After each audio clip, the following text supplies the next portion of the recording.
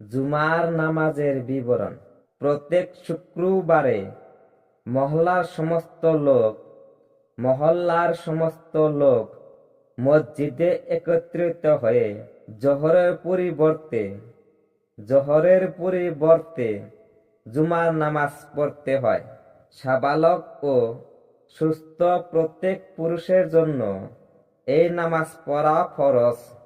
আল্লাহ তাআলা কালামে মাজিদে বলছেন, ইয়া আইয়ুহাল্লাযীনা আমানু ইয়া নুদিয়া লিসসালাতি মিন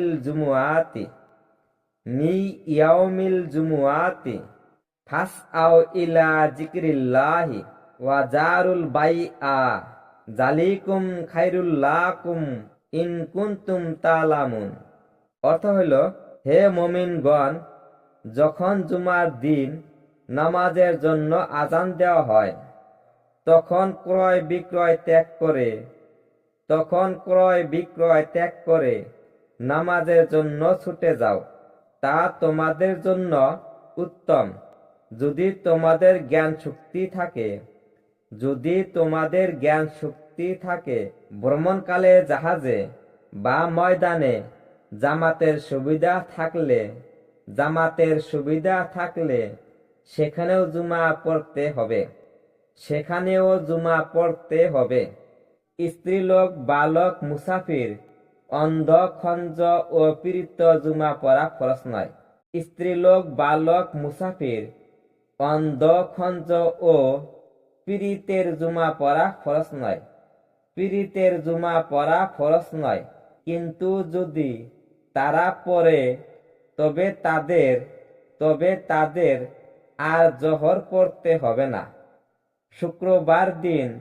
শুক্রবার দিন জুমার নামাজের উদ্দেশ্যে সাংসারিক কাজকর্ম, ব্যবসা বাণিজ্য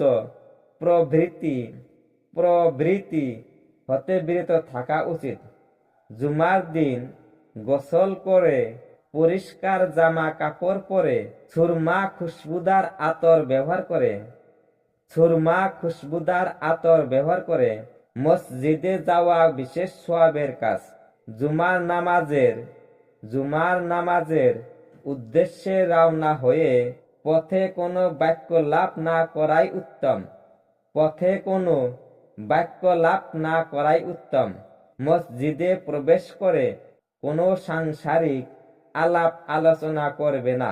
দোয়া, দুরূদ, তাসবিহ পড়তে থাকবে এবং ইমাম যখন খুতবা পাঠ করবেন তখন মনোযোগের সাথে তা শ্রবণ করবে।